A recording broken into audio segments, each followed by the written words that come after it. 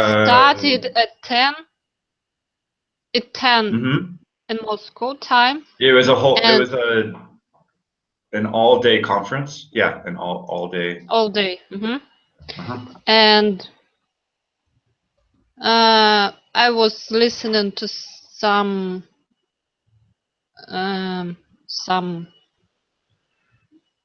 how can I say, speakers or presenters. It's about how to organize yourself and to do many things and to be happy. And before this hangout, I listened to speak about Italian, how to start to learn Italian by yourself, about books, resources. And I listened some speak about freelance work to how to be, how to find some work. About Japanese. Japanese not much. I listened not much. But the speaker was very interesting. She was speaking about Japanese with so much love, so much interest, passion. Yes, but I didn't listen about Japanese itself, but she was very interesting, like a person. She was very interesting in talking about her love to Japanese culture and Japanese language, some interesting facts. So, yes. And this was an all-day digital conference, or was it in person? It is on YouTube. Now it is a lecture about the language of Basques, about Spanish. Wait a second. And next will be a lecture about I don't know what. And at 6 in Moscow it will be a lecture about Spanish. How to learn Spanish. Right now it's about the language of Basques. Well, right now, what time is it? It's about 5 o'clock Moscow time? Moscow time it is 4. 4. Wait. 4 p.m. Oh, okay. Yeah, there's the 9-hour difference I have. Okay. So it is interesting just to listen, maybe to know some interesting tips about language. Did you have to register, or was that listed on her VK page? It is a live translation in YouTube channel. Okay. If you want, I can send the link, but it is in Russian. I don't know if you can. I mean, I can practice. Yes. And it will be continuation in the next Saturday. Oh, okay. Another speakers. I don't know what topics will be about. Will be mentioned. This week I finished my course in language heroes in Portuguese, and I decided to continue in January with Spanish and Portuguese. Maybe Portuguese too. I don't know. Oh, okay. You should probably check out. You should probably check out one of the American Foreign Service Institute courses. Like they're public domain courses, and one of them is Portuguese for English speakers who know Spanish. So the document itself is written in English, but the material is to kind of present Portuguese for somebody who already knows some Spanish. but I think with a little bit of work, you could apply it in the reverse. Like, I think if it's parallel enough, you could use some of your, and I think it's based for Brazilian Portuguese mainly, but I think you could use some of that material to go back and forth. And I have a book. Oh no, that's just, never mind. That's for Portuguese. But I did have a Brazilian Portuguese teacher here in Mexico. She gave me a book that she was compiling for her classes. And she was fairly fluent in Spanish, but I didn't get very far with the Portuguese. I mean, I was able to understand it written, and I was extremely frustrated with the pronunciation because I can understand and read everything, but every time I open my mouth, the teacher is like, "No, that's Spanish," so I couldn't get quite over that hurdle, even though like the foreign service book was kind of like, if you speak Spanish pretty well, take advantage of that to learn Portuguese. But I kept in this like zone where I kept mixing, or didn't quite feel fully confident to just like jump in and make mistakes. So it's Vadim, hello. Привет, Hi, Jonathan. Hi, Tatiana. Hi. Last week I had a task, Language Heroes, maybe to make a video recording of my speaking. And I found on Italki, I found a teacher of Portuguese, a woman from Rio de Janeiro, and I talked to her for maybe half an hour, almost only in Portuguese. That's cool. That was my progress, and she said that I need more practice in speaking, in talking, and I can understand her. Yes, and she asked me to help her with English. I don't know. It's a bit difficult for me with Portuguese because a large time difference, 9 hours, 9 hours. And so I decided to polish my Spanish because I have plenty of friends in Spain. Maybe it's Spanish speaking, and I have a friend from Colombia. That's equally. If somebody is in Brazil, it's a long time difference. So Colombia is very similar. Colombia living in Moscow, and he's practicing. He's doctor. Like doing a doctorate program? Surgery. He's practicing surgery in Moscow in the hospital, and he needs help with Russian, so we talk every day. And the difference in Portuguese is Brazilian and Portuguese of Portugal, and the difference in Spanish is Spanish of Spain and Spanish of Latin America. That's maybe a bit difficult, but I don't care. I like Spanish, and I feel very relaxing when I talk to my friends in Spanish, and maybe it will be easier for me with my Spanish. And maybe I can practice Portuguese on the second level of Language Heroes. Yeah, when was your week 12 for?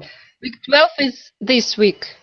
Okay, so that was okay. So last week was week 11, and that. Were you in the level 1? Tomorrow.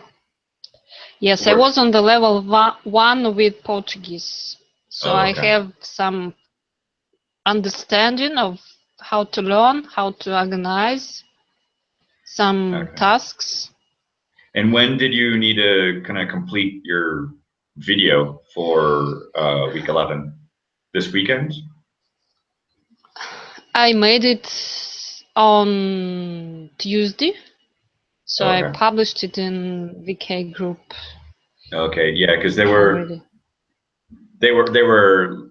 I mean, I keep wanting to join, and I mean, I joined, but then I keep with the English teaching right now. I mean, a lot of my English teaching is thanks to them because they got me, they put me in contact with Marina Mogilko, and then things have just taken off. But and they've continued to help me with Russian and support me, and I continue to kind of encourage a lot of people to study with them.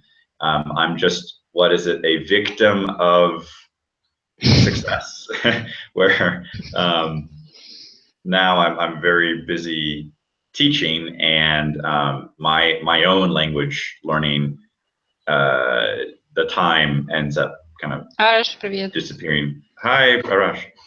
So like, I had a difficulty with finding speakers to make a video because one guy couldn't help me because he was busy that day, and that woman was shy to make a video recording. So I make a video with my Skype screen, and I make a video recording on my mobile. So and then you had to kind of I make a edit that or video something, of myself and only her voice. Yeah, But I think I've seen. Yeah. It was too large and download it. Okay.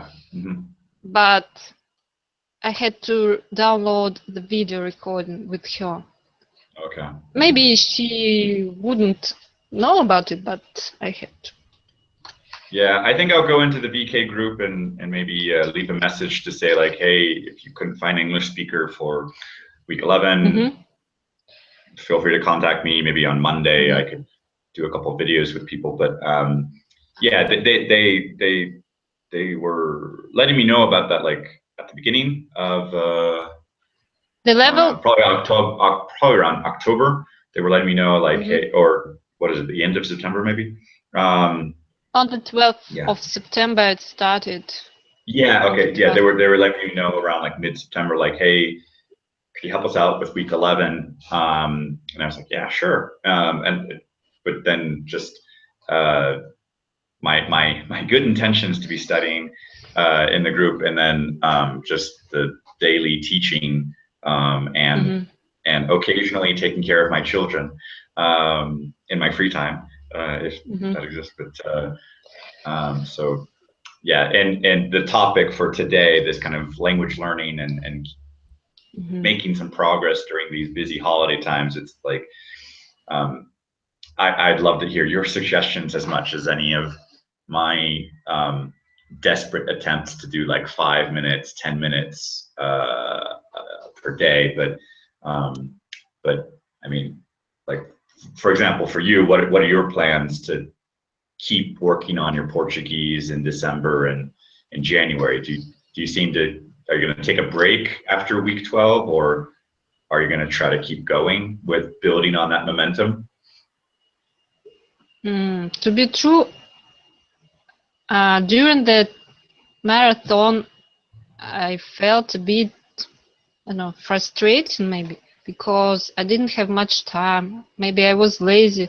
Like plateau, I had a plateau maybe all the time. And it was like a stress because every day I had to do something for my Portuguese, to make some exercises. And I decided after week 12 I will have a rest. But I use Duolingo every day, just to practice something, and I practice writing and chatting with Brazilians. Maybe I don't want to forget the progress I made because I made so much. Maybe I spent so much time with it, and I don't want to lose it. So I want to improve it just for myself, not for marathon, just for myself. Mm-hmm. To keep talking, to keep practicing, to be understood with native speakers. And I have no ideas how I will practice it in January on vacation. Maybe Duolingo, I don't know, maybe writing some texts. Mm-hmm. Are you able to commit to like a 10-minute, 15-minute, 30-minute per day, or even in a busy schedule, does that get complicated? Like, I use Duolingo every day with Portuguese, just to have something in my memory. Even I made mistakes, it's okay. Maybe I don't know many grammar rules. I chat in Hello Talk application, in WhatsApp, some friends write me. Maybe I don't know many rules. I admit it, but they understand me, it's okay. It's enough maybe for me. I don't know. I don't have many plans about I'm not sure if needing to know the rules is a prerequisite. I mean, and if you compare like the natural process of children, I think it's a little bit more intuitive, of a lot of observation, listening, maybe some reading, maybe kind of making mistakes to kind of like probe the language to understand when something's correct and wrong. But I think it does require a lot of kind of testing and experimenting to kind of feel the rules more than just memorize them as just facts. And I know, for example, like Benny recommends a lot of times like this like Tarzan speak as a, I mean, I don't kind of fully embrace that 100%. Like I do want to know a little bit, so it's not just like no conjugation at all of a verb or something. But I mean, in the essence of that, it's like, okay, communicating more than like needing to know memorizing rules. But I do like knowing structure. I do like understanding how the language works. And I've noticed with a couple students when they're picking up some things on at like a beginning level, like a couple people learning like Spanish and French right now, trying to get them to observe like the function words or the structural words to know how the sentence is being constructed, more because function words are everywhere in the language. Content words, like getting your vocabulary for like the verbs, the nouns, the adjectives, that just, you're always going to find something that you don't know. But the function words, once you know the function words, they don't change. They're like the minimum, like the kind of, if you're building a wall or something, they're the things that are connecting the pieces there. But like I get the impression like if I know enough function words, I can at least decipher how a sentence is constructed or something. Later on, I can go back in the dictionary and look up these vocabulary words that I don't know. But if I at least, I mean, that's just me, but if I at least kind of get the overall like, oh, well, this is a a subject and a verb, and that's an object, and that's a description, or I can start to see how it's structured. I mean, building up the vocabulary, that takes time, but I mean, in terms of rules, I kind of want to observe the language a lot to do that. And in the generating it, speaking, writing, that takes longer. But the other day I was looking a little bit into the mimic method with it was a Ness.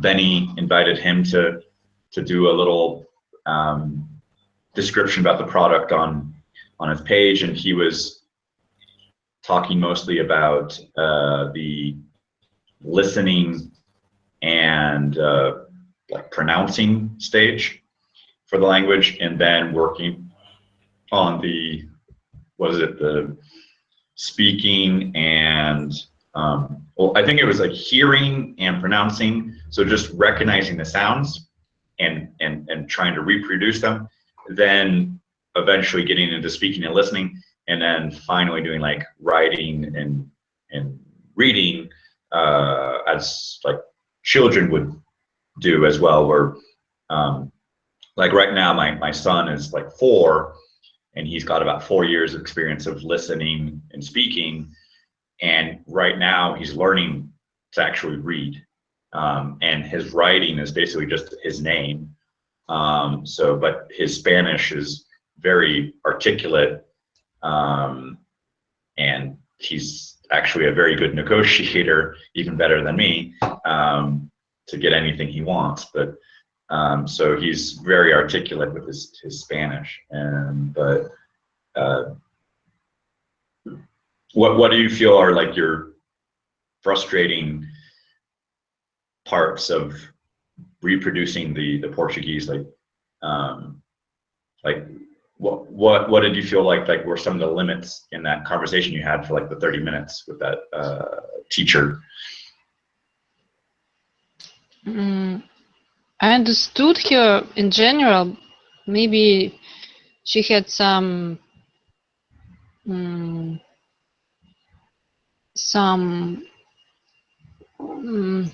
differences maybe in pronunciation depending on region. I don't know. I don't know much about differences, how to pronounce words in different parts of Brazil. They explained me, but I don't remember. And I passed a test, two or three tests. They showed me that they had an intermediate level, but I don't think so. Maybe I understood. I answered maybe with my intuition, intuitively. Yeah, intuitive. But in general, I don't remember much. Some maybe conjugation of verbs, past tense. The difference is in irregular verbs. Many aspects I should learn. They are ready to help any moment, but I have to learn to ask what I want. I don't know why tests showed me. I don't know. I guessed some answers, but I was not sure. It's not true. Okay. Yeah, I'll if you can send me a link to your video for Portuguese, it'd be interesting to see that. I will find it. It is in VK closed group. Oh, okay.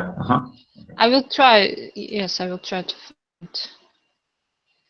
I have it in computer. I will send. And sometimes when I practice with my Brazilian friend in Portuguese, and I use sometimes I use Spanish, and he told me, "Why you use Spanish? It's Portuguese." not Spanish. And I say, yes, I forgot. Sorry.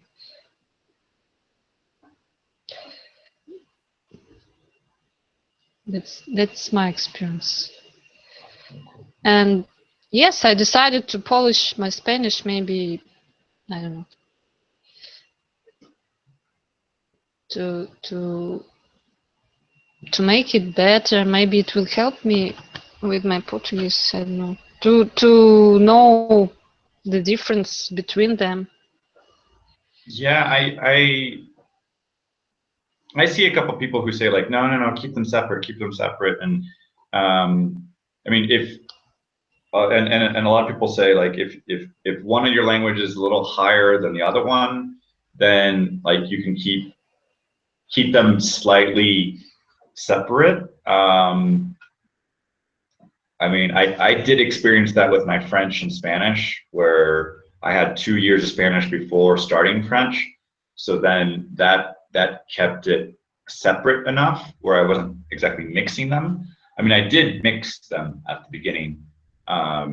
Like my teacher asked me some question in French, and I wanted to respond in Spanish going "si," but I had to say "oui" in French, and I ended up saying "suis," and I was like, what is that?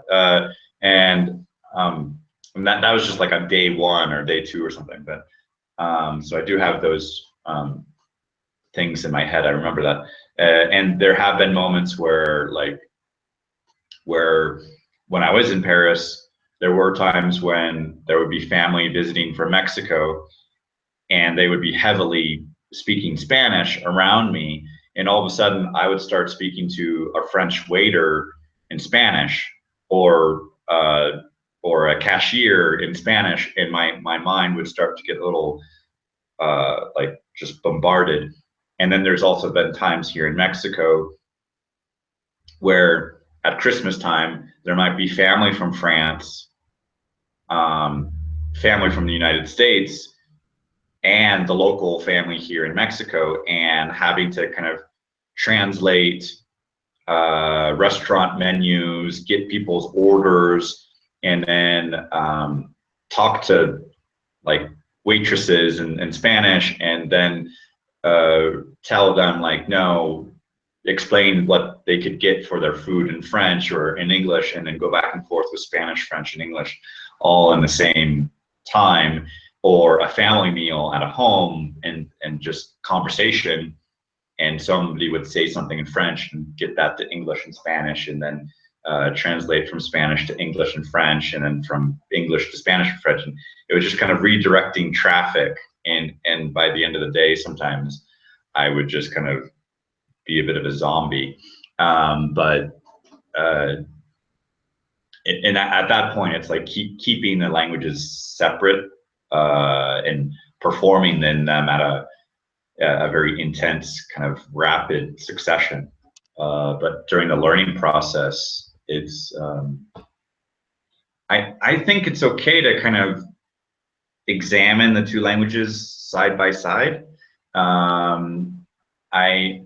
I saw one person in another group who was mixing Spanish and Italian, and I referred them to one of these vocabulary apps that I was building for a couple of different languages. And I said, hey, just kind of go through some of these like 80, 90 words and look at them side by side. And she was telling me like, yeah, it was actually helpful to kind of not be afraid of them, but to actually look at them side by side and kind of say, oh, well, this one is this one is this, and start seeing how they're separate, to like make the connections, not kind of avoid them.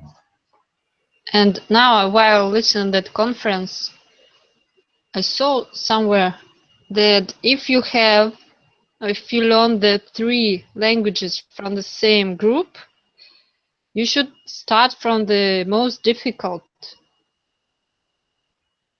For example, Spanish, Portuguese, and Italian. The Italian is the closest language to Russian. Which one? Ah, okay. It's language for the pronunciation of in the sentence. Maybe it will be easier for me to start from Italian to after two difficult languages. Maybe. Irish, what do you think? Yeah, I didn't have much to say, but this last part I have something to say. You can maybe use Duolingo. You said that you use it already, but Spanish and Portuguese are popular languages. So I guess there has to be Spanish for Portuguese speakers or Portuguese for Spanish speakers. Then you are putting these two languages against each other, and then your mind after a while will see these two are not the same thing. It's because when they are very close, sometimes mind thinks, oh, these are two the same. Because sometimes when we are thinking, for example, for me it was Norwegian and Danish, and when I am reading Danish, with my knowledge of I'm using knowledge of Norwegian to understand what the Danish is saying. So I am using myself. I am using the Norwegian knowledge. So I am kind of saying to my mind, oh, these are the same. So, but when you put them against each other, you see, oh, these two are not the same. Because sometimes we see them and exactly like I said, I was thinking, I was trying to understand the Danish sentence, but I am using Norwegian knowledge. So I'm kind of saying to my mind, these two are the same, or kind of use it for that. So that's it's normal. If I use the Norwegian knowledge to understand Danish, then it's normal. When I'm speaking Danish, I'm gonna speak some Norwegian because I used my mind for it. When you put them against each other, then I guess after a while it's gonna be much easier to keep them separate. And sometimes even for speaking, I remember, was it Richard Tinkat? I don't remember who was it, but doesn't matter. He was saying that he tried because he knew that it's not something avoidable. So he tried to embrace it. So in order to make this process easier, painful in the beginning, he tried to book speaking sessions or with teachers or language partner right after each other. For example, let's say in my case, Danish and Norwegian. I speak Norwegian and right after that I speak Danish. So I mix them up. It's in the beginning, it's so painful, but after a while, it's gonna be okay. Mind is always trying to adapt and try to adapt to any situation. So after a while, no. But in the beginning, until it adapts, it's gonna be painful experience. But I'm not sure. I think there must be the Duolingo. I never used it for that. I don't know, but there must be Spanish for Portuguese speakers or Portuguese for Spanish speakers. One of these two options must be available. Maybe both of them, or even. I use Duolingo for English speakers. Yeah. But you can also use it for other speakers. Like I use it also for.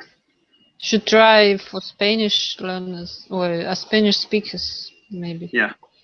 If those two languages are the only languages that you are focusing, you can try that. I think it's gonna help, but in the beginning it's gonna be painful because in the beginning it's gonna be confusing. Oh, I mean that. Oh, why did I write? yeah. But there is nothing like that for available for Norwegian and Danish, so I couldn't use that. I used something else, but for Spanish and Portuguese should be. You use Duolingo too? Yeah, Duolingo. I use Duolingo, but Duolingo doesn't have, for example, Norwegian for Danish speakers or something like that. But I do use the Duolingo because that's Norwegian, Swedish, Danish, all of these languages available in Duolingo, so I do use it. Yeah, so see, all my courses are at the moment, all my courses are for English speakers, but I can then go down in the, okay, this one, you see this one, you see, when I gone down, you see, this is, I think, the speakers, and there are, what language? This first one is, I guess, German, second one English, third one Spanish, and fourth one is French, I guess. I don't know. How many courses? This is for Portuguese speakers, as you can see. There's four different languages: German, English, French. Can you see? Yeah. So yes. you can choose that. Or for Spanish, there must be also. I'm not sure. There is. Yeah, Spanish. Okay. Yeah. For Spanish speakers also, but for Spanish it's much more. For Spanish is English, French, Portuguese, German, Italian, and Catalan.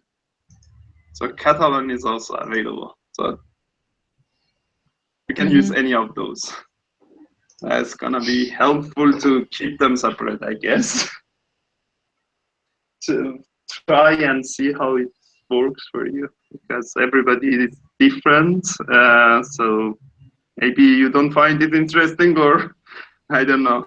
It depends on. Yeah, difficult to say. Something general for everybody. Okay, so Jonathan, you are silent. what are you doing? Oh, I was looking up a couple of those links on the page, but yeah, if you take the language code, like ES for Spanish or PT for Portuguese, and then you put that at the beginning of the link, for example here, pt.duolingo.com, you'll get the page, as you mentioned, for Portuguese speakers.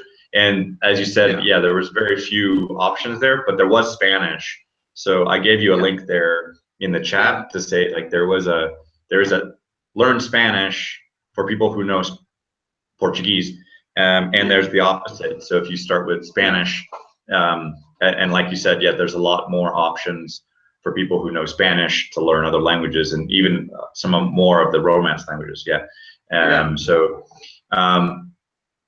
and I like what you said about Richard, because that sounds kind of like that the professor from UCLA that you were talking about with the interweaving, like putting the two phone calls back to back. That sounds kind of like the concept of the interweaving for like force yourself to do them back to back, and like it will, yeah, like you said, it will be painful to switch, but it gets easier. It gets easier. Like these moments where I was talking about having to translate back and forth Spanish and French and English, if I was fearful about the experience, I would never do it. But if I just kind of deal with it and do it, yeah, it's painful at the beginning, but after like day 2, day 3, the brain starts to kind of adapt. And as long as it doesn't become a source of frustration and you just stay negative and angry about it, but you kind of just keep a positive, open mind about it and go like, okay, it's difficult now, but doesn't mean it's always going to be difficult. It's like there's resistance. I mean, we're always being pushed out of a comfort zone, but eventually that comfort zone gets a little bigger. And then like I know people back home who would say, how can you live abroad? It's so difficult to do all this. And I'm now at a point where I've spent 14 years living abroad, and actually being abroad is my new home. It's like I go back to the States and I'm been 14 years away, and I'm like, I don't recognize a lot of stuff around here. So whatever becomes your norm or what you like subject yourself to, that you you end up getting to know that pretty well. So like if you're doing these like 2 languages and just going back and forth, and you just make that part of your learning process, you start to adapt. And one thing that I've done in terms of offline kind of materials is, if I have the access to books or dictionaries, when I've traveled, I've started to take advantage of these other languages that I'm learning. So I have a dictionary that's French German. I have a dictionary that's French Spanish. Here in Mexico, I bought a dictionary for Spanish and Russian. So I have these little language pairs that aren't related to English, but I just have them, and I can kind of look stuff up, and I get the perspective. And if online, if you can look up websites by bloggers or local things, find Portuguese speakers who are also learning Spanish, or find Spanish bloggers who are learning Portuguese, or find textbooks, like university textbooks, that would be from one language to learn the other and have nothing to do with Russian, and see, or even in Spain, or in Spain and Portugal, where you could have 2 neighboring countries. Look up a lot of the local public education. There's probably lots of websites out there where people in these border towns need to learn the other person's language, or even in South America, where there's a lot of countries that have to do trade with Brazil, and see, like in with Brazil, see in the public education how they teach Spanish, or if your Spanish is enough where you could navigate some of these things, look up some of the neighboring countries and see how they teach Portuguese. So kind of embrace those neighboring cultures and neighboring countries to see how they teach each other's language, and especially the materials that they would have for children, since they need to keep that stuff light and easy to understand. So yeah, my kids are awake now, but yeah, I was trying to find something. I was like this book 2 or 50 languages, and I use it a lot for this kind of situations when I want to practice 2 languages. And the good thing about is that 50 languages, I can choose from what language to what language. I love that. And a lot of times I use the languages that I am not so fluent in. I don't want to use always English as the language of instruction or language of program. So, for example, now I was trying to make it Spanish and Portuguese. So you can I can, for example, play an audio. For example, this one.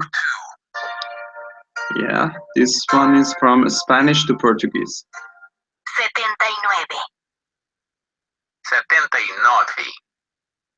Adjetivos 2. Adjetivos 2. Llevo puesto un vestido azul. Eu estou usando vestido azul. Yeah. Llevo puesto un vestido. There are 100 lessons in this series, and all of them you can choose from what language to what language, and I love that because I can choose. What do you use now? What did you use for these 2 languages?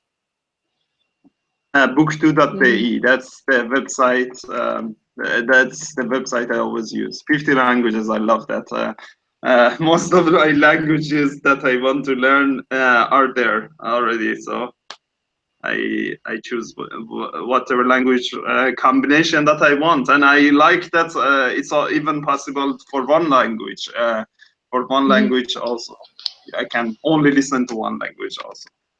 And of course, there are other options. This is usually for till A2 level. Above A2 level, these sentences are not so useful. I mean, they are very basic. Above A2 level, I know Jonathan is not a very big fan of it, but and also it's expensive, but Glossica can be one that somebody can use. And Glossica has a way.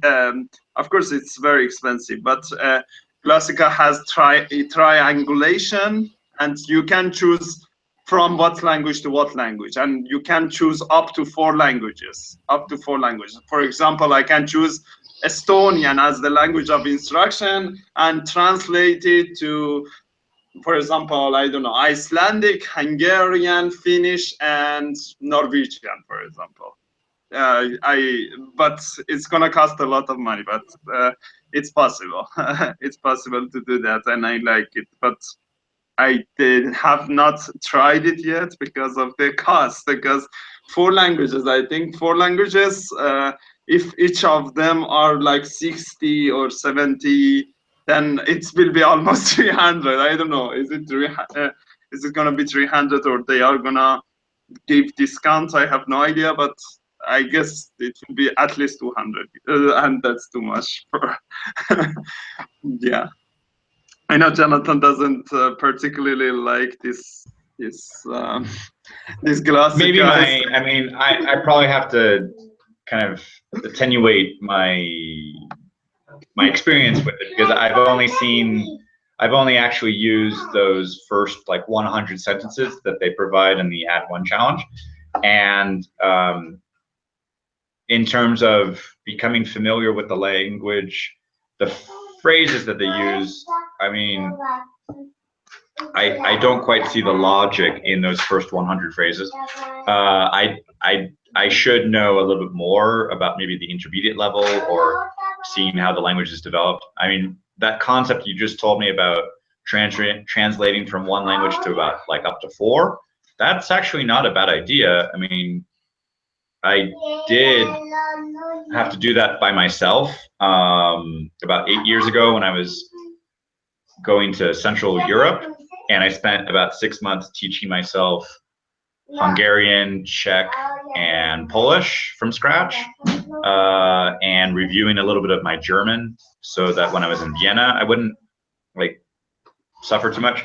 But yeah, I was basically doing at least 3 Slavic languages, and at the time I knew a little bit of Russian, but like the Slavic languages were actually kind of reactivating what little Russian I did know.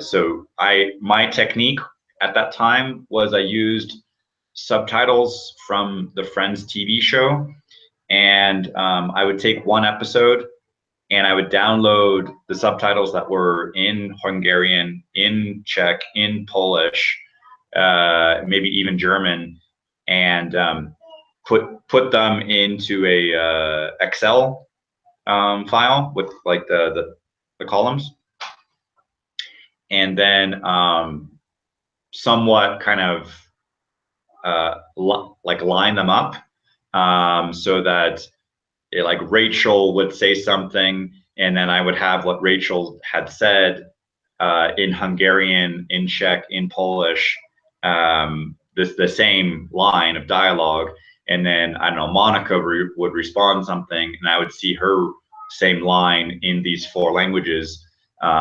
They were contextual translations; they weren't necessarily literal, but I was able to see the same content side by side.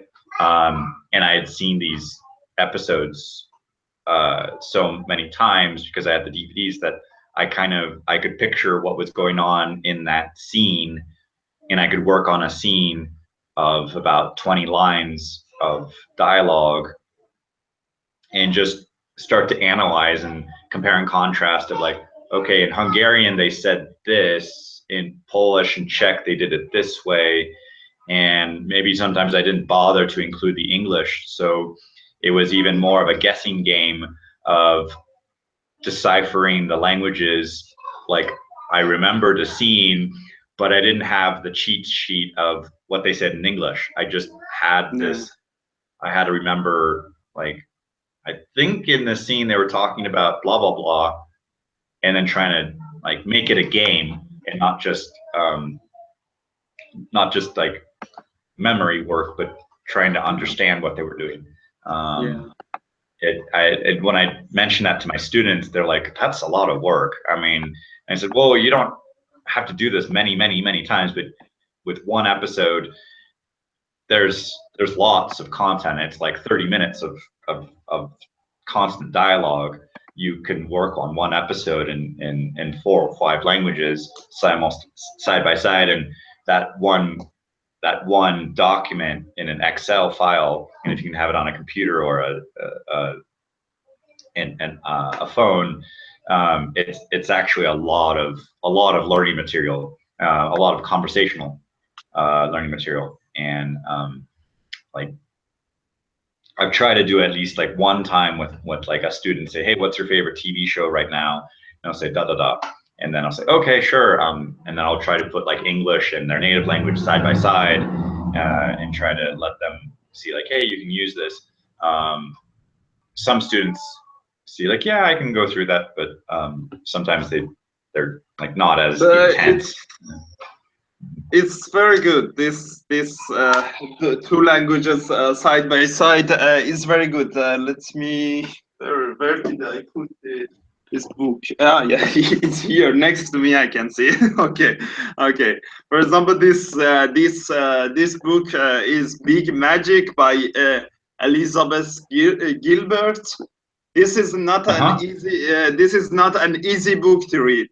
And I wanted to read this in Estonian, and it was not easy at all. It was not easy at all.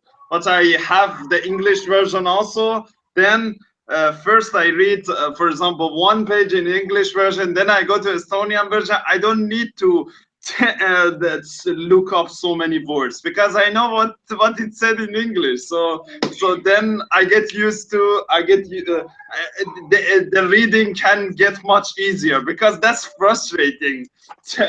How many words per page if the content the content is difficult content?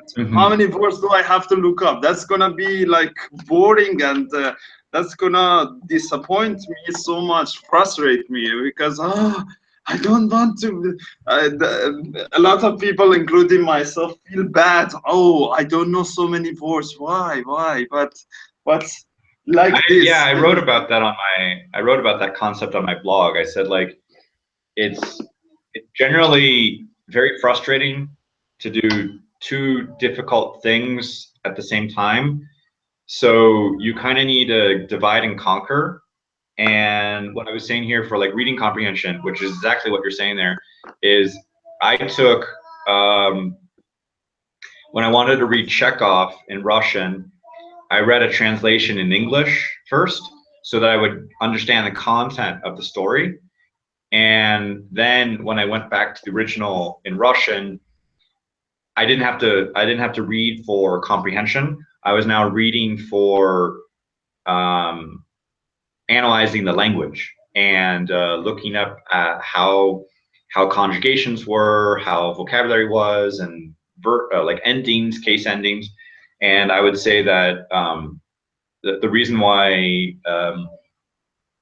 a lot of fairy tales is a good source of reading material at like early levels in a language is because those fairy tales are kind of universal, and you don't have to really read for content comprehension. You can focus on language acquisition. And so there's like a sweet spot in here of like getting something to be familiar. And one way to get something familiar is read it in a translation first.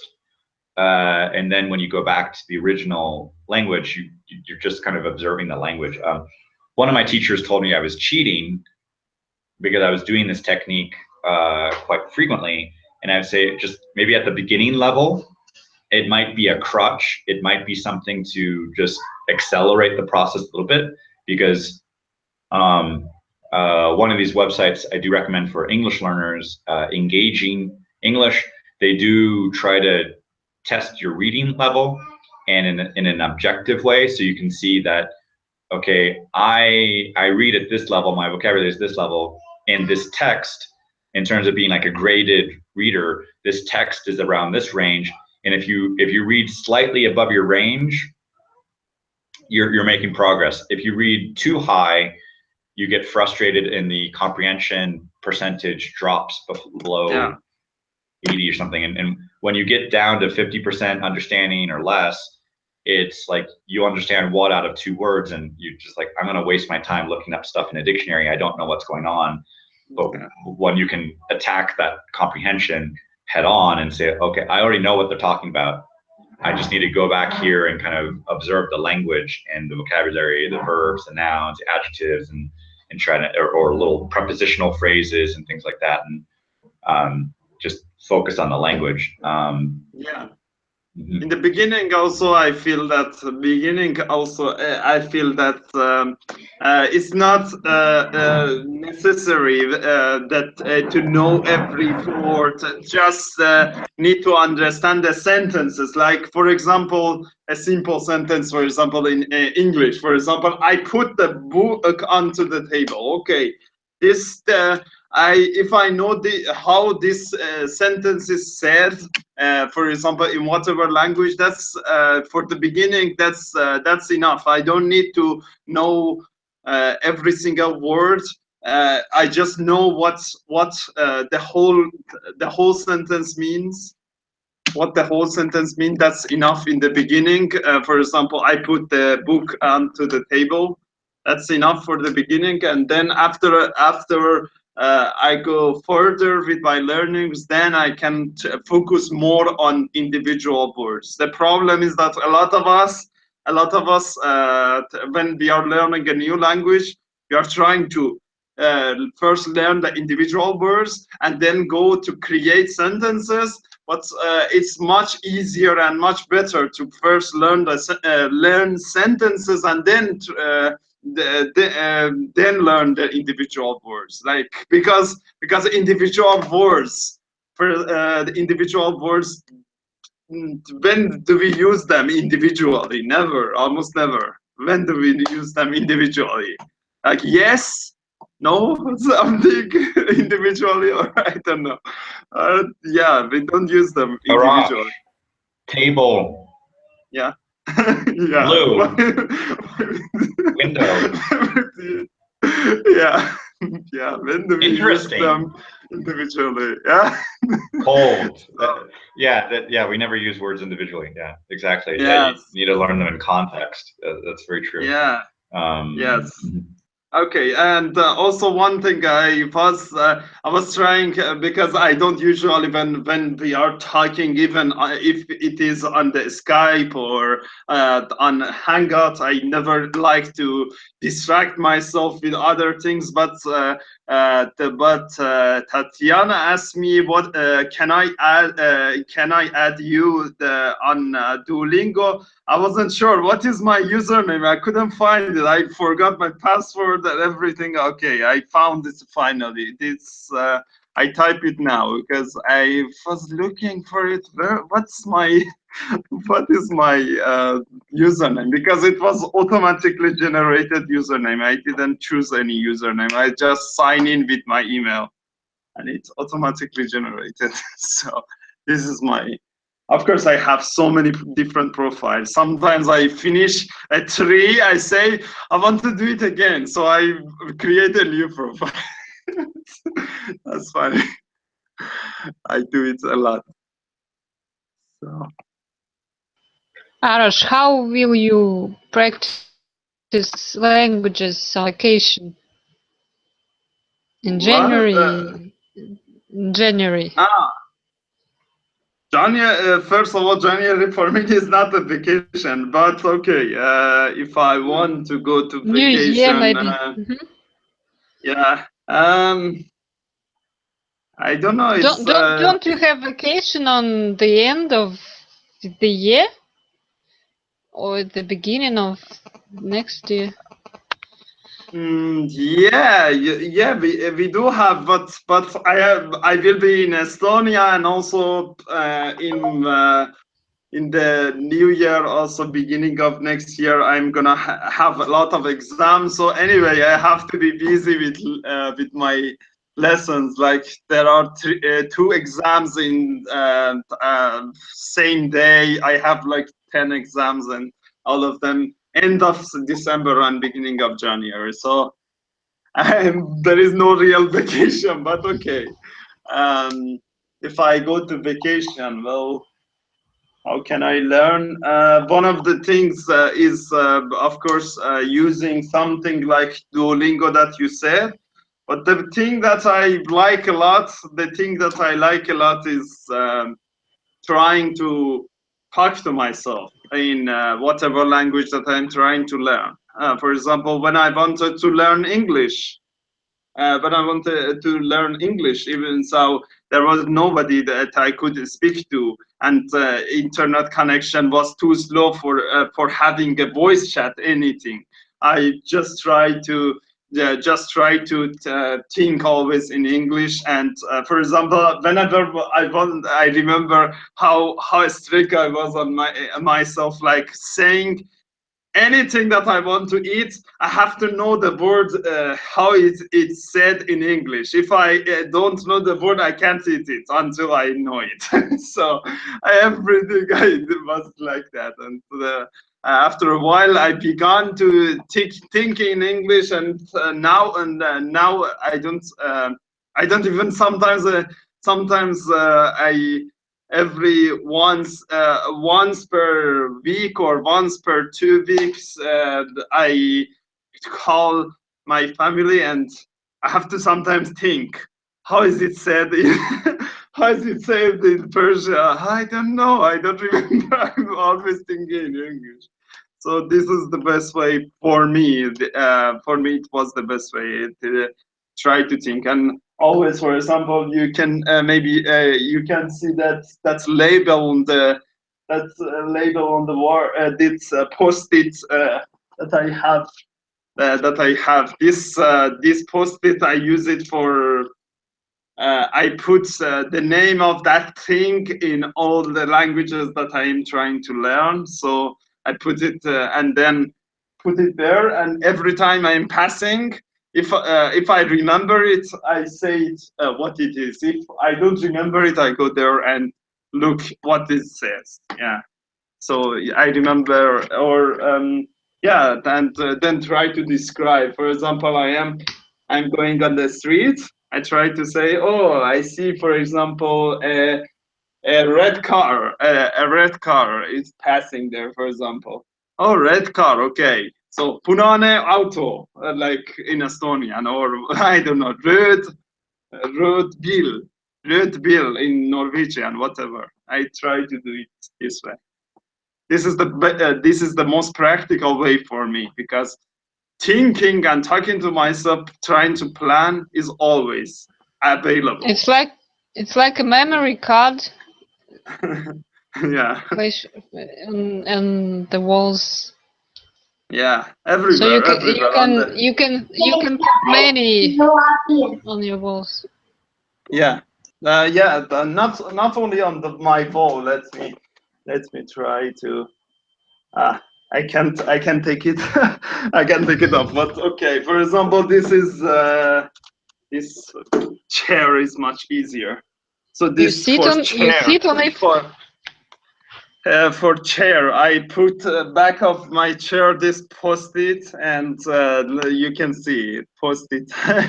Okay, so first one, of course, I wrote the English one. It's not necessary, but okay, chair, and then en stol in Danish. Then what is the next one? De Stuhl in German. What is the next one? Estonian, Spanish. Even so, I am not really gonna go to Spain, but I just chose it. And French, Icelandic, Hungarian, all these different. Russian, no?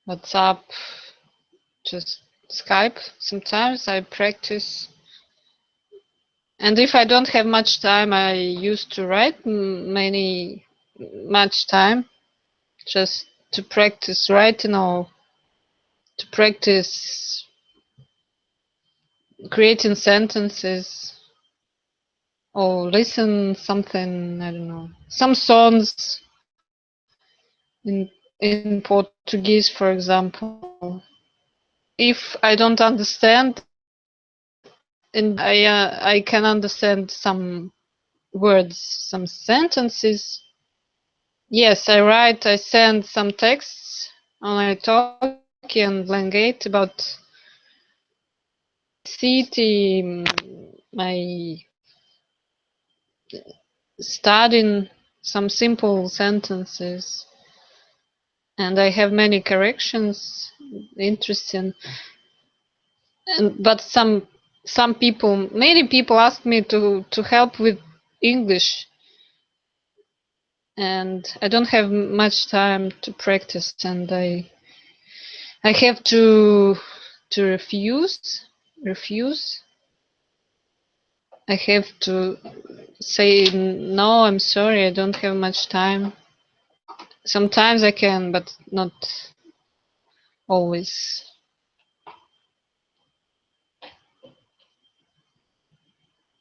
That's my experience.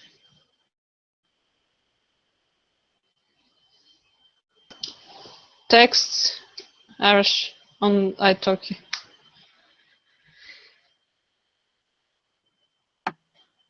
Yeah, how about you, Jonathan?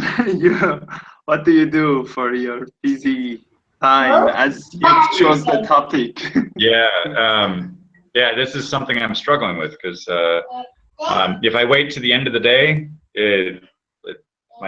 I'll be hostage because like last night I was just like almost getting towards 10 p.m. and it's like, please just go to bed, go to bed, and the kids just, as much as you try to say like go to bed, they won't.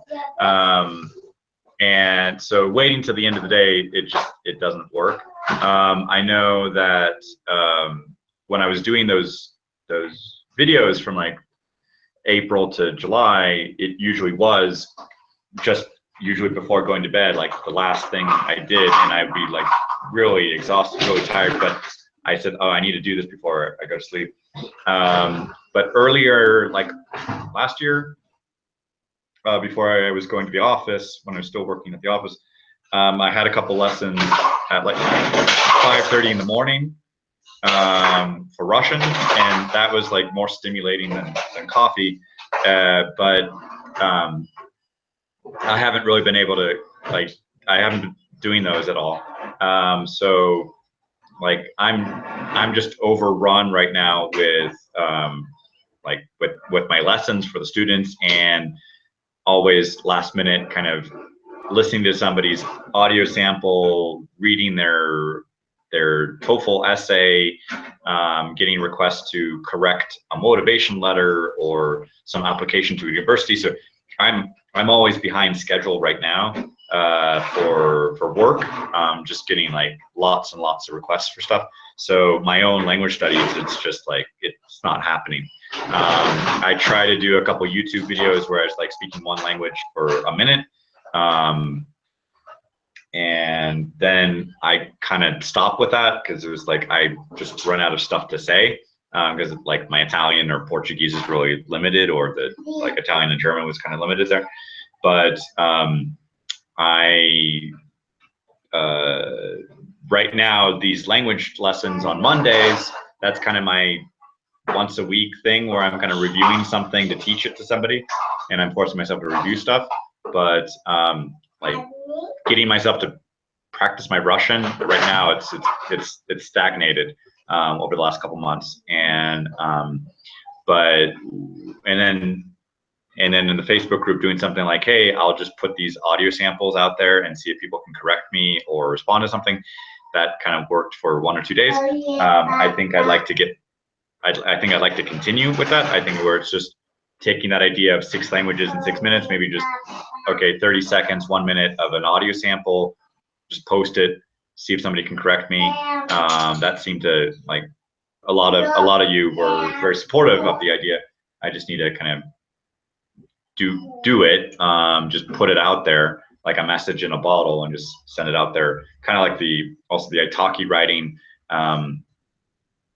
I should continue working on that and just write something for like 2 or 3 sentences, put it out there to get feedback. But I'm kind of like Agnieszka Murdoch with like the 5-minute language. I mean, that isn't exactly only learning languages in 5 minutes, but it's at least take advantage of 5-minute periods. Let 5 minutes become a little bit more, but actually if you are busy, at least take advantage of 5 minutes to do something. I know a lot of people do stuff like with Instagram where they can public content. It's more to not exactly request feedback on something you're doing, but it's kind of just get something out there. I mean, as a language teacher, just get something out there where I could maybe make a video of some advice for students for a minute and publish it. At least I did a few videos for that for the TOEFL. But as a language learner, I think like Snapchat might have some stuff as well. I need to get a new smartphone. The one I have right now is just not all that great. So so I haven't really done anything with my cell phone. And I'm anyway, I'm in front of the computer all day long. But so my time ends up getting kind of limited, and that's why I'm kind of just a little desperate on finding these like 5-minute, 10-minute things. And maybe I'd like to learn a couple, keep a couple of these languages up, not let them just decrease. But I need to find bite-size things that would work. And even bite-size to multiple languages, like what you were showing there with the flashcards. It's like a way to kind of do multiple languages with the same content. I think that's not bad. Or like the glossary of phrases. I mean, maybe the actual phrases themselves, I might have some questions about that, but maybe the approach, the idea behind it is probably valid. It's just I need to maybe see more material out there to see like more in detail how it works. Because I know there are a couple of people who do support it and who do encourage people to use it. I just need to get more to see those details. Just so I'd have to say, like on a limited approach, those first 100 that I saw through the Add One challenge were a little not exactly giving me the best impression or the most complete impression of how the system works.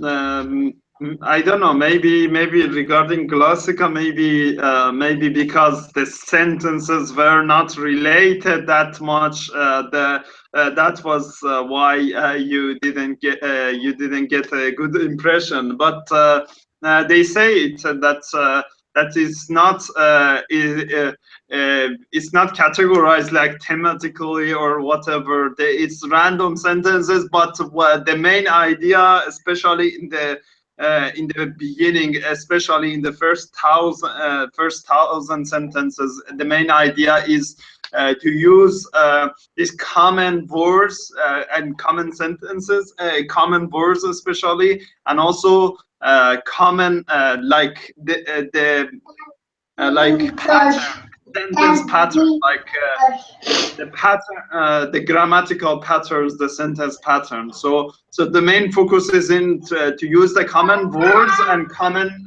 sentence patterns, not so much about the theme of the sentences. Like I know, for example, the first one is usually what this bag is heavy. These bags are heavy.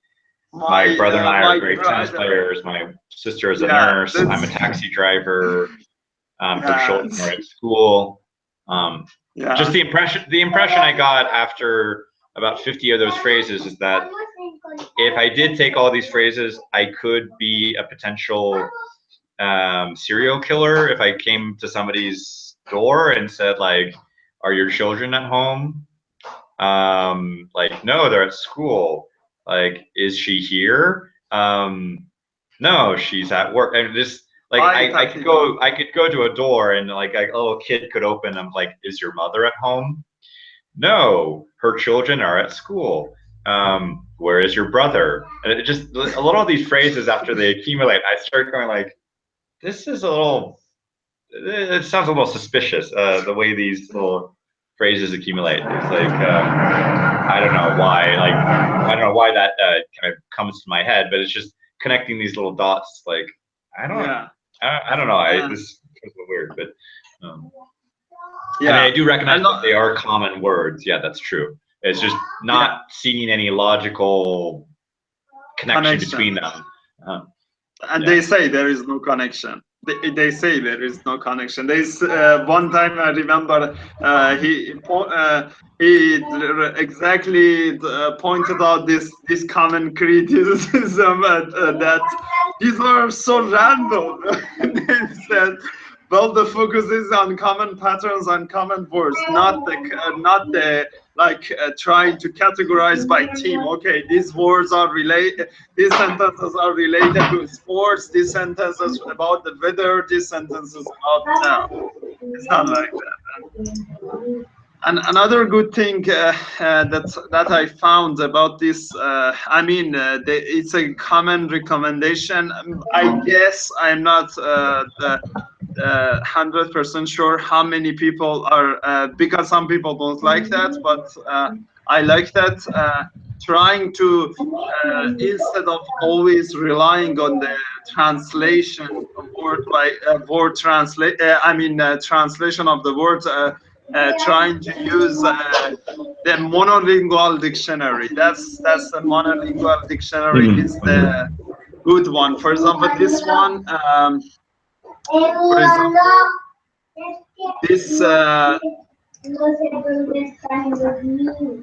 this one I have no idea what this picture could mean. What could this picture could mean? And then when I click on it, below it's written Uvitava Asia. Uvitava Asia. Can you see what is written? A little below? bit, yeah, a little bit. Mm-hmm. Yeah, Uvitava Asia. That's interesting thing. Or I'm using thing, but I don't know. I have no idea. This is not a very good example, maybe. But yeah, okay. This, for example, this one I know it's a book, and then it is showing with the arrow, so it means in the book, and so it's about this page of the book. So page, what was page in Finnish?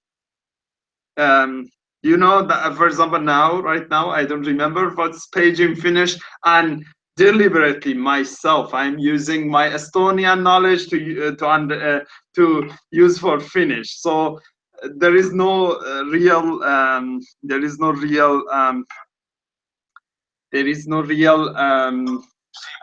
how to say that there is no real surprise if I in the future, because I'm using Estonian knowledge to remember for Finnish, then there is no surprise if in the future I say I want to speak Finnish and I say something in Estonian because I used it.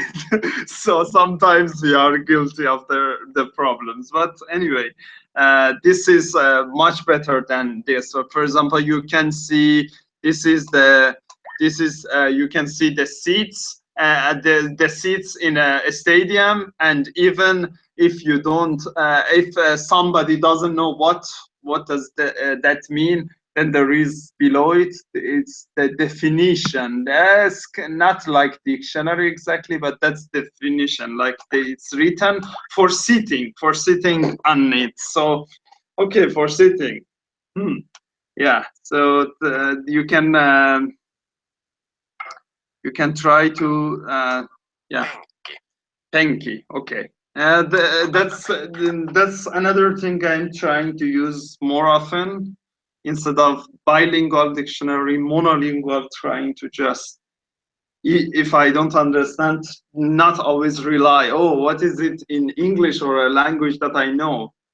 Instead, try to understand the explanation. Okay, this explanation means, okay, for example, for sitting. Okay, for sitting, and I see the picture. Okay, let's see. Yeah, this is what I like. And about the thing you said about the making videos, there was something. What is the book? Ah, yeah. Eat That Frog. Eat That Frog by Brian Tracy. He has a book titled Eat That Frog, and that book is the frog is a metaphor for the most important and also the most difficult task for each day. For example, this task is the most difficult and the most important task for today. For example, let's say that making that video is the most important and the most difficult task of the day. And then the first thing in the morning, or the first thing that you do, is eat that frog, which is the most difficult task of the day. Get it done, and then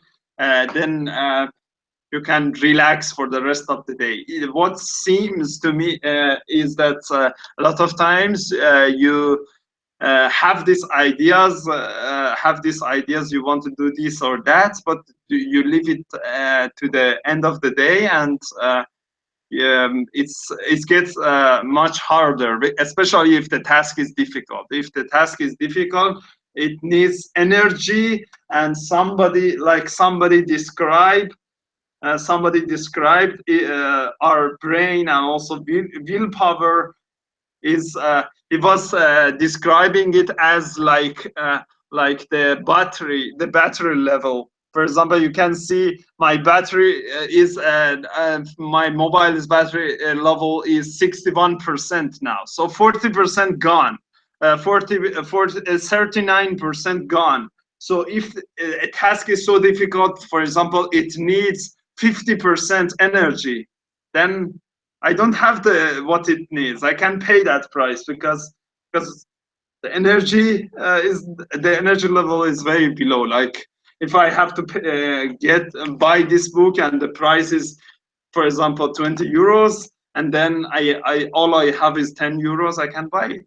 So that's why he was saying that do the most difficult task in early, because then the battery level goes down, and then can do it. Not that you not that you don't have the time, or because a lot of times we either say we don't have the time, or sometimes we try to criticize ourselves, say something is wrong with me. I have the time, everything, but why I don't do it? There is something wrong with you. No, there is not something wrong. The requirement for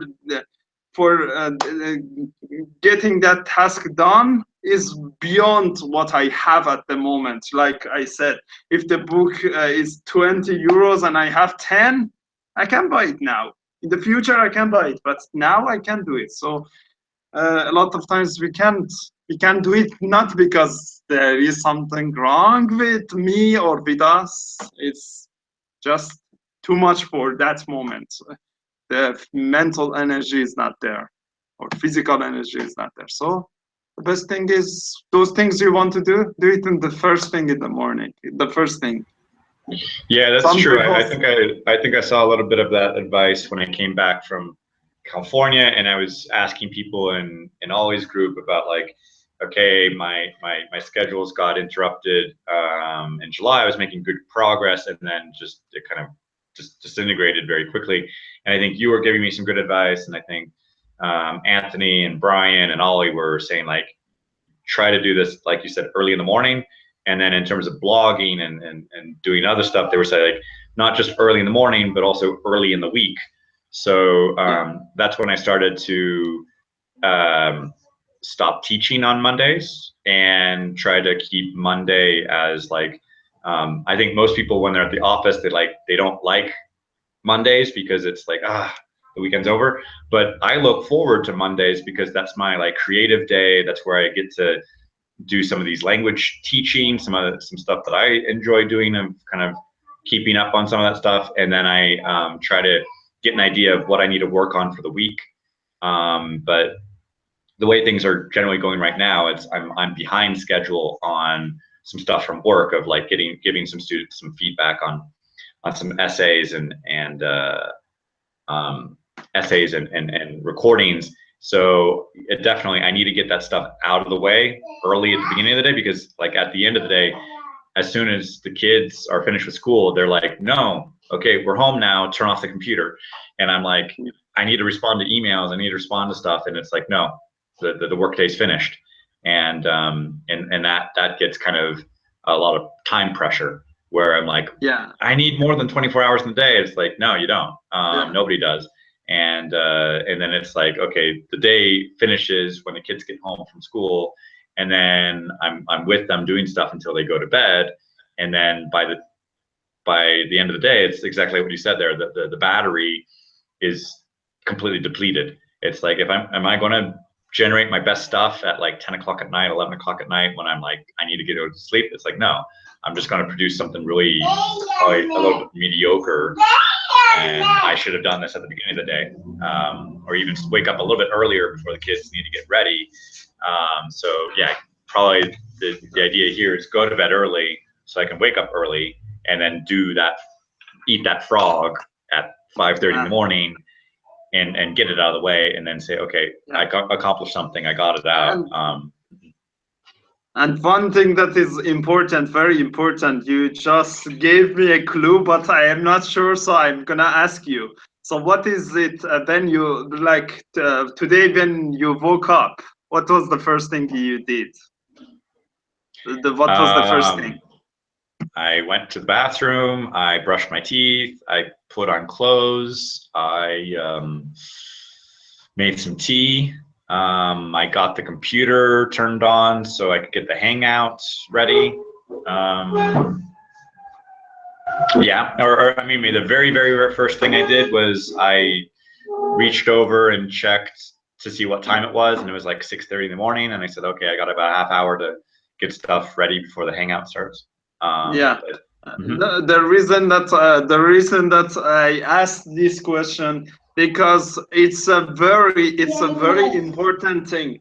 If you wake up in the morning, especially most people, and the mobile is next to bed, and the first thing they wake up in the morning, check email and Facebook, and that's like a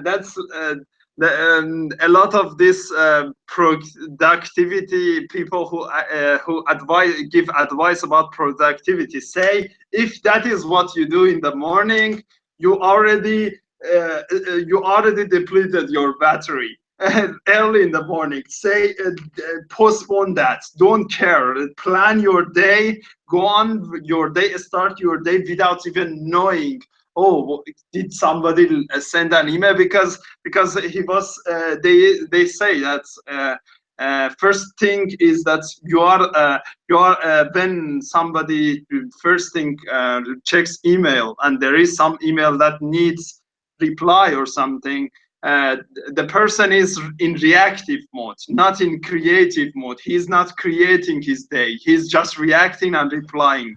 And at that point, definitely I'm reacting to somebody's urgency and they're sucking me into it and going like, oh yeah. So but it goes kind of back steps on a couple things, because it's like, okay, if I had properly planned something, I mean, sometimes it could be my fault in terms of if I had properly done something, responded to somebody in time, it wouldn't become an emergency where they're like, hey, give me some feedback on that thing. You promised to give me feedback on it, so where is it?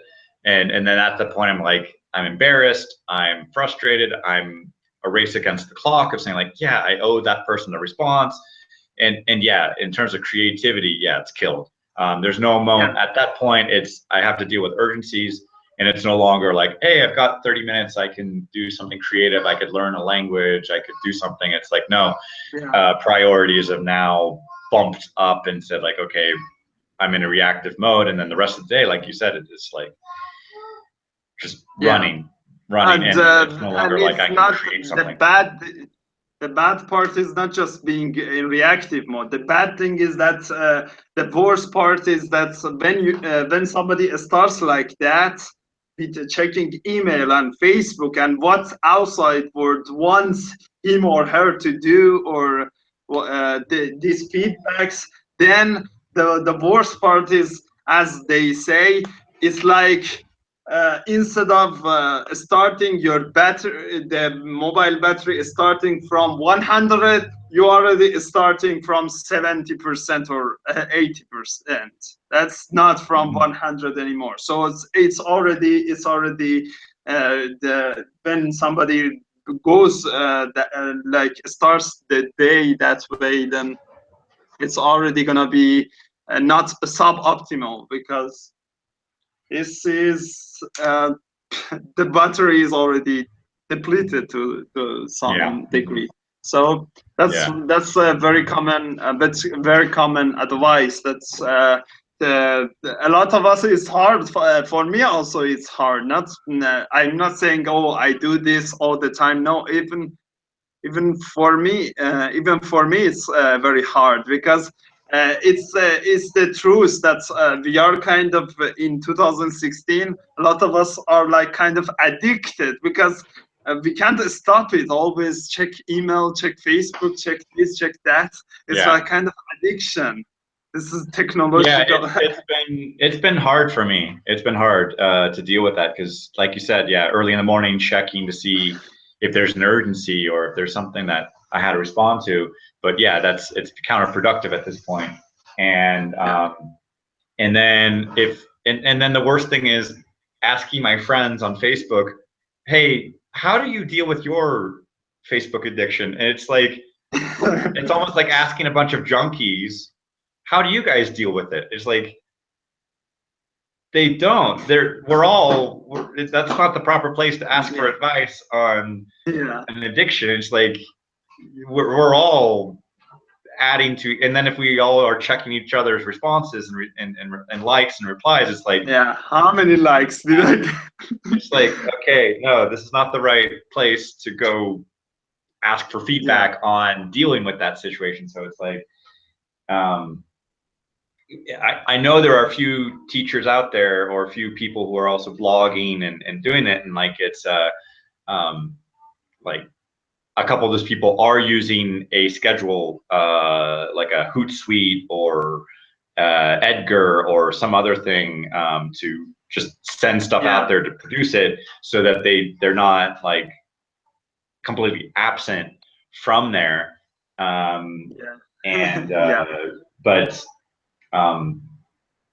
And I think when I asked Ollie, when I talked with him, I'm like, hey, how do you deal with it? And he's like, I'm not really the best person to ask about that, because I mean, he's fairly active on Facebook as well, and it's tricky. I know, like Gabby, I think she's using Hootsuite, so she has like stuff in a couple groups where she's scheduling it and posting it. But then there are a few things as well that she is actually posting something. But it's tricky. There's a balance there where you need to kind of be present to kind of keep people engaged in the group or engaged on a page or something. But it does take up a lot of energy, and then it kind of just sucks in. And I would say I'm right now I'm in that frustrating kind of period where I'm very busy. That's good. I'm getting a lot of the students and a lot of requests, but I'm not yet in that next phase of having a digital product or an ebook or some little 5-pager that will get people on an email list, so that then I can start selling something to those people on the email list. I'm not yet there, and I'm in this kind of running to kind of keep up with lessons.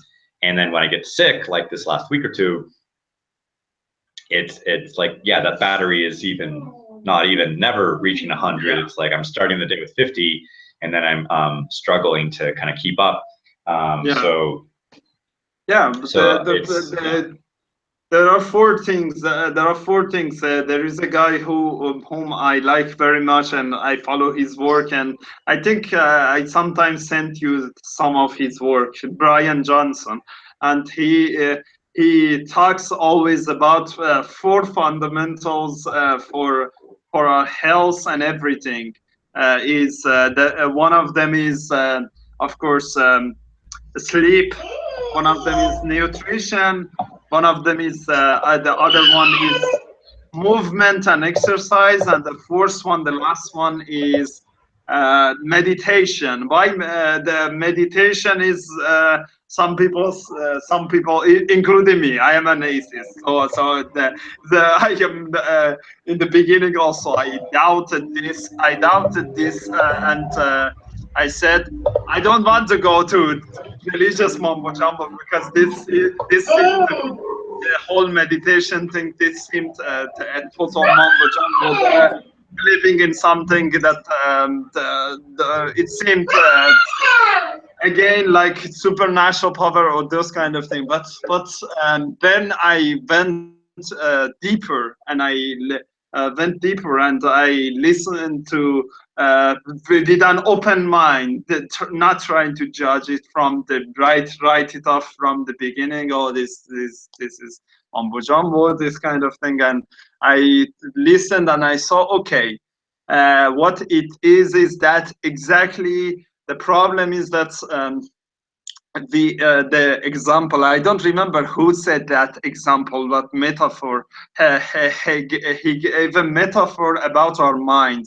Said our mind is like a drunk monkey, which is stung by a scorpion. So it's crazy. It's crazy. It's going all over the place, and it's getting out of control. So meditation is like calming that thing down. Like first we observe our thoughts. For example, I have a thought. Okay, for example, I'm terrible. For example, there is a thought in me. Even several times today, this thought come up inside me. That, oh, I am such a bad English speaker. This sound comes up, and I am listening and I'm hearing this sound. But one thing that they say, this whole point behind this meditation, is that you are that we are the observer, not the sound. So it's like the separation from. I am not myself. I'm like if I'm hearing the sounds, so somebody has to say it in order for me to hear it. And so who is saying it?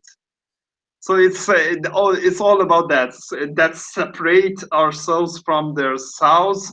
Then the sounds, when we are so separate, then we won't automatically respond to them. They won't become true. For example, I think that I'm not good enough in doing this, for example, in language learning. Well, if I am the same person, then I am not good enough. But if it is just a sound, it's like they say, it's like a cloud in the sky. The sky is always there, but the cloud is randomly passing. So we watch those clouds passing, and we won't be affected by them. The same about feelings. Feelings are not right or wrong. Feelings are, all of them are true and good. But the thing, end of the day, is feeling and thinking. Both of them are like clouds that are passing. We are the space that those clouds and are passing. We are not the cloud. If I say, for example, the thing that I liked so much about the depression, say some people say that I am depressed. I am depressed. The arguments that some of these people say, if you say I am depressed, that means you are because you are using I am. That means you are that thing, and then it's like saying I am the cloud. But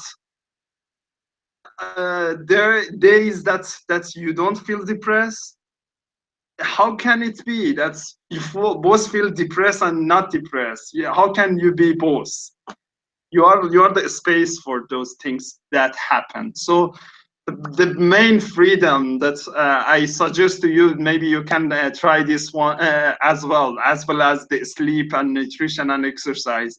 This is that you try to like dissociate from the south. I'm not the south. I'm just an observer. Okay, like a cloud passing through me. Okay. I've heard that before. I like this idea of the cloud. I mean that does have a very tangible way of separating it, and it's also kind of like what you're talking about with the emails and messages and Facebook and saying like, okay, these things are kind of fleeting and transient, like they will fade away at some point, and kind of applying that same thing to the mind of saying like, okay, yeah, these things bubble up of emotions or thoughts, but like if I can dissociate and say like, okay, I don't need to become reactive to my own thinking, and I can kind of acknowledge that they exist, but not like just kind of be affected. Tick them off, like in terms of like, yes, I observed this, I saw it. There's a proper moment for me to react or to try to stay focused. I mean, it's easier said than done a few times because of course emotions and thoughts are very powerful, but there have been a few moments in my life where like I have been able to get connected to that meditative state, maybe in like a in locally where I live, there is where I used to live, there was a Buddhist center, and they did have a few yoga classes that I went to, and at least maybe one or two meditation activities, and it's difficult at first because I mean your cell phone is off, but you're still thinking like, okay, when this session is over, I need to go to the store, and when the session is over, I need to go call this person, when the session is over, I need to go do this, and you're like, you're not even taking advantage of the session because you're not in the present. You're only thinking about the future, and then you're like, oh yeah, but I forgot to call somebody yesterday and I didn't send that email, and then okay, then you're in the past, and then you're like, okay, I'm in this session so I can concentrate on the present, and you're constantly getting these thoughts of the future and the past, and it's like, no, like shut up. It's like and it's not easy those first couple sessions. This I showed you this book by Eckhart Tolle, which is, of course, this is Estonian version, but it is about power of now. It's a very popular book, and this is very popular book for staying present in the present moment. And even I remember there was a talk, maybe I can try to find the video for that talk. Somebody asked how to stop overthinking, but how to stop overthinking or something like that. It said, oh, I want to plan my future, should I think, or things like that. And then he said, well, one of the addictions, there are many addictions, but one of the addictions that people don't recognize it as addiction is thinking, overthinking. And then he said the thinking is when the mind takes over and goes so randomly. Like he said, for example, it can start, oh, I am hungry now, so I want to go to a restaurant and buy food. And then from if you go follow that thought,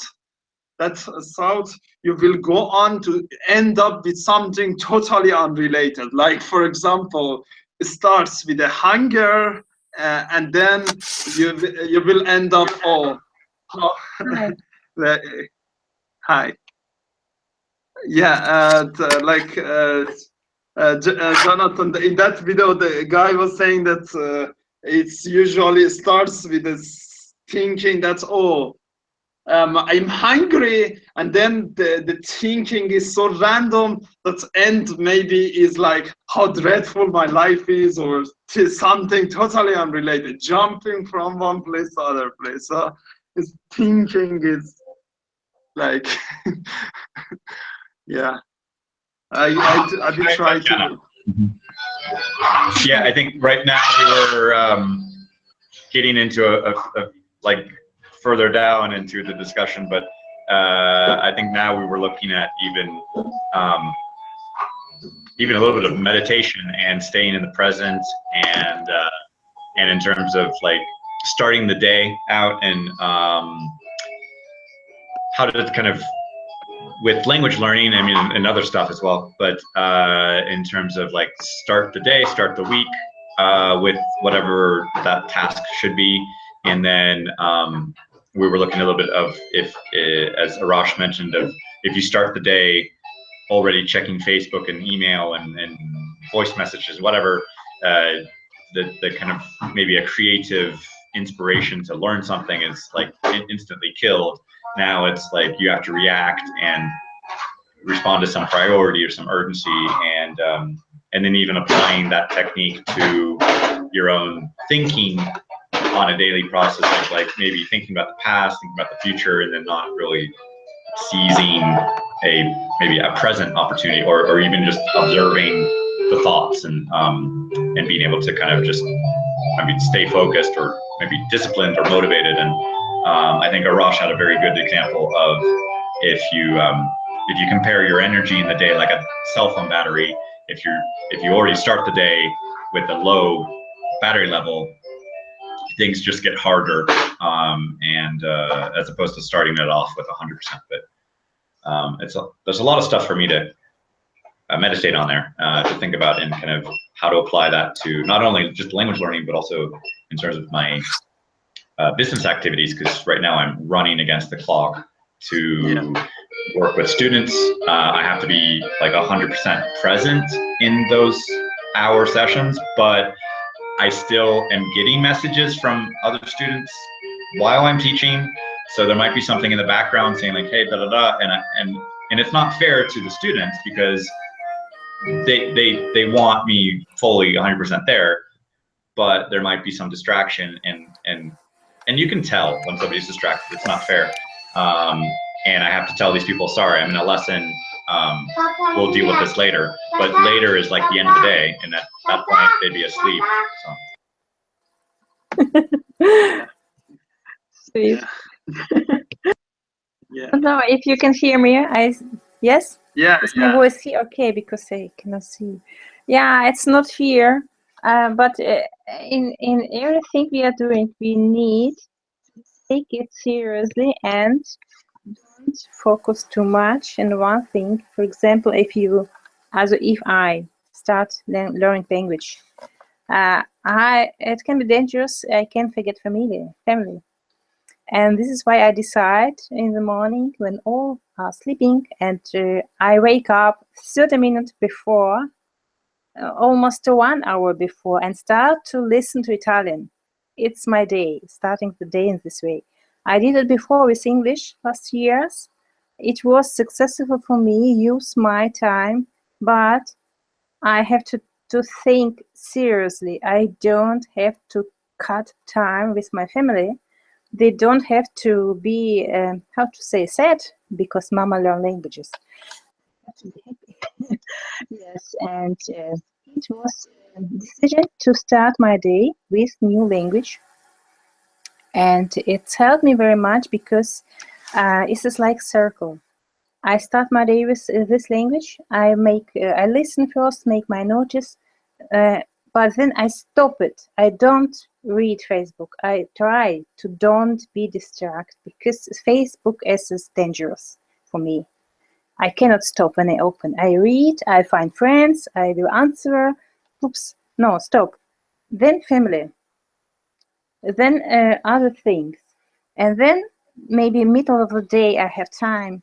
And yes, now English, Italian, of course. This year is Italian. And then in the evening, my family know I have my language time after we eat dinner. I have my German time with my husband looking some German TV. Ja, ja, gleich, warte mal, 5 Minuten. Yeah, my family.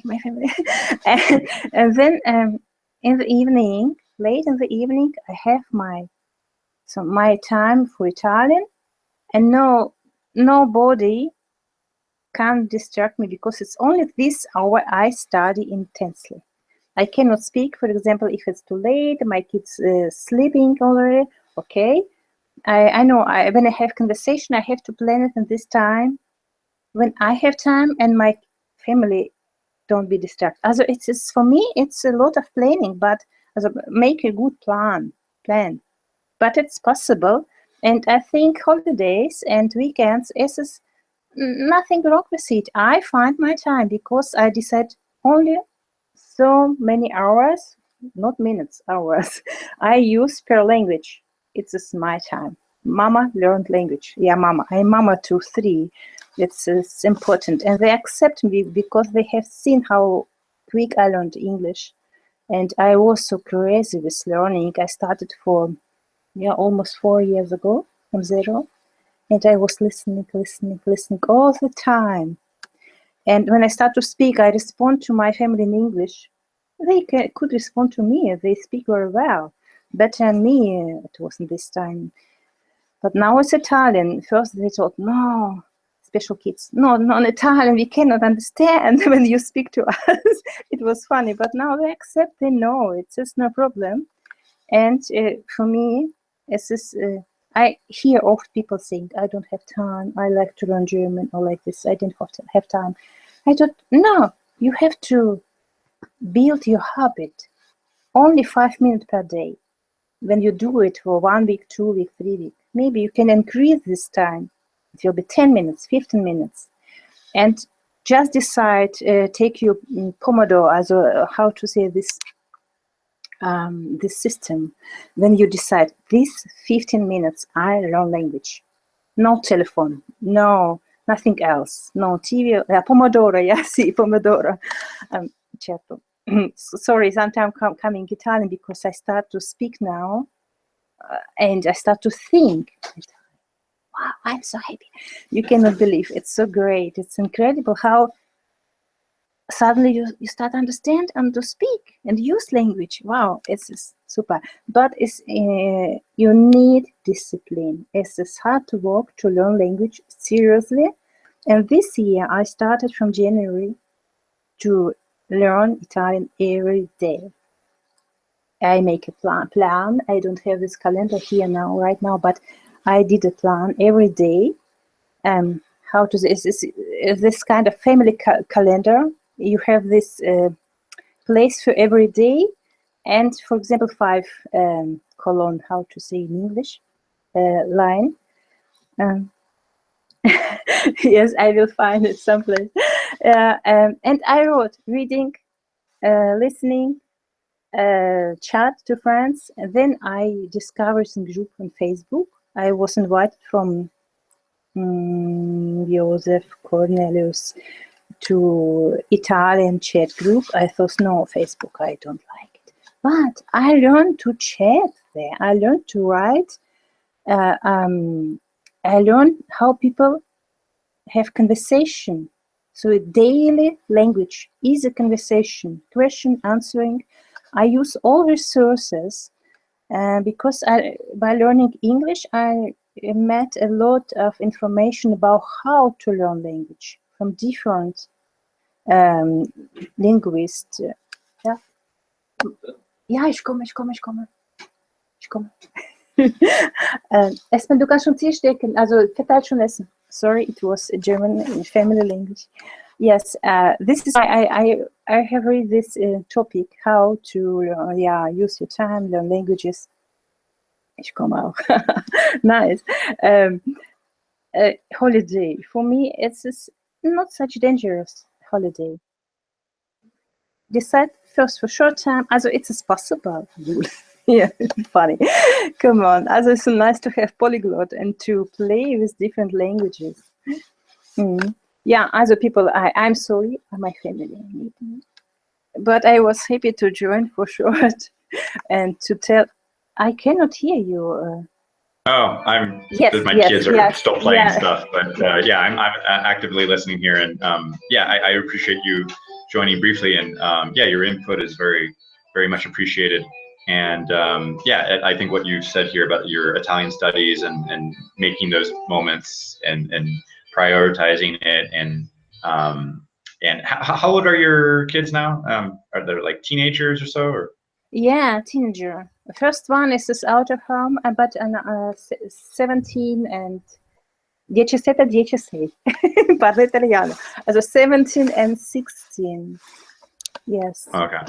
Yeah. They don't call me very much, but now we have dinner time and they're waiting for me. Yeah. Okay. People. Yeah, I'm getting a message now from my wife of like, are we gonna have breakfast? And I'm just like, yes. Yeah, I think you're breakfast, getting yes, your family saying, okay, let's get dinner. Okay, thank you very much. So, See you again. okay, but thank you for joining, Tatiana, and thank you, Arash. And you can hear my kids saying like, let's go. But Okay. this has been a very, very pleasant conversation. It's been very useful, and hope to see you in the next one. And hopefully we can make some comments on this message or on this Hangout to see like some of the tips that we were talking about to keep people motivated and organized. Oh yes. Have a good Thank weekend. you. And see you Yeah, you too. Great. Bye. bye. Cheers. Ciao. So yeah, thanks Arash. And we'll be... Okay. Yeah. Can you go say hi to mommy? You say good morning to her? No, she's awake. Go say hi. She's awake. She just sent me a message on Facebook. Go say hi to mommy. Okay. So have a good weekend, and we'll talk in the group. Okay. Yeah. Ciao. Thanks. You had a lot of great advice there. Thank you. Yeah, there was something, but okay, I will try to try to play for you next time, because this is a book that I don't have. It's an Audible book. Audible makes it almost impossible to keep make it impossible to try to send others copies, deliberately, because they want to save their material.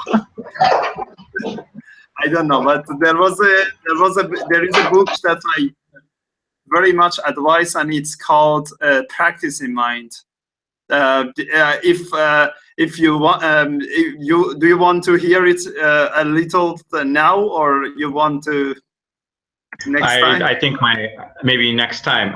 My kids are really getting active right now, so then, but it's called maybe practice. You can Practice in mind. Practice in mind. Practicing mind. Practicing mind. Yeah. No, I'm writing. I'm writing the British right now. English. It's the practice in mind. That's the title of the book. Maybe there is somebody uploaded this audiobook to YouTube. Maybe, I don't know. Sometimes the whole audiobooks are uploaded by somebody, but I don't have it. Okay, I'll take a look for that. But yeah, I do need to get going now. But thank you so much for joining. So, and as always, a lot of very useful advice and a lot of good insights. Thank you. Yeah. Okay. Okay. Have a good weekend, and we'll talk soon. Yeah. Yeah. Bye. Bye. Ciao.